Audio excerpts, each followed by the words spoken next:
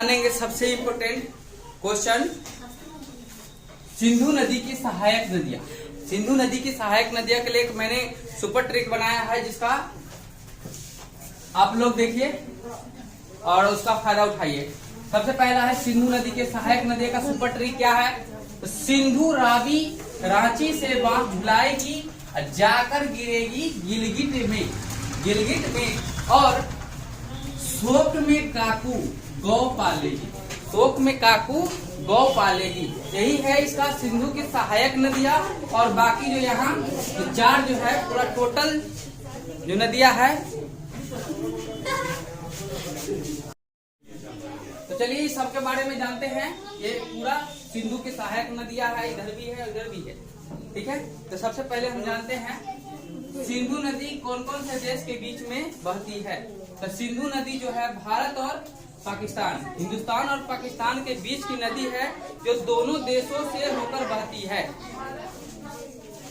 सिंधु नदी की कुल लंबाई 2880 किलोमीटर है, जिसमें भारत में यह नदी केवल 1114 किलोमीटर में फैली हुई है, सिंधु नदी, ठीक है। और इसी नदी को लेकर भारत और पाकिस्तान के बीच एक समझौता हुआ है, उसका नाम है सिंधु जल समझौता, जो 1960 में हुआ।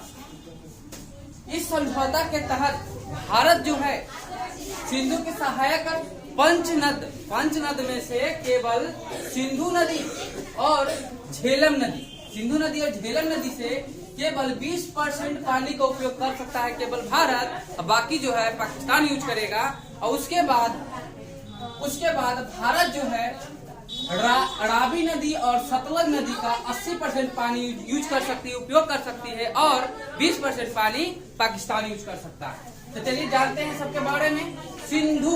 सिंधु रांची से बांस झुलाएगी, ठीक है। तो सिंधु से हो गया सिंधु नदी, और रांची हो गया, तो रा से हो जाएगा रावी नदी, ची से होगा चिनाब नदी, स से हो जाएगा सतलज नदी,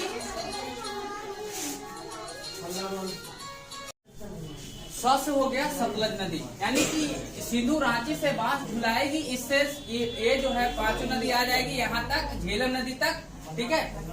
सिंधु से सिंधु नदी, सिंधु के सहायक नदी कौन कौन सा है। रांची से हो जाएगा र से रावी, च से चिनाब नदी, स से सतलज नदी हो जाएगा। बांस से ब्यास नदी और झुलाएगी यानी झेलम नदी। ये पांचों जो है इसका सहायक नदी है। इसे पंच नदी के नाम से भी जानते हैं, पंचनद, जो पंजाब से होकर गुजरता है, भारत के पंजाब से होकर गुजरता है, ठीक है। उसके बाद हम आते हैं जाकर गिरेगी गिलगिट में। जाकर मतलब जसकर, गिरेगी मतलब गिरेगी, गिर से हो जाएगा ये में सिगार जो सिगरेट का प्रकार होता है, उसका गिलगिट पर यानी कि गिलगिट पर हो गया।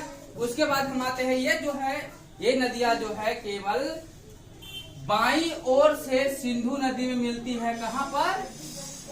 मिठनकोट के स्थान पर जाकर ये संयुक्त रूप से सभी नदियां जो है मिलती है।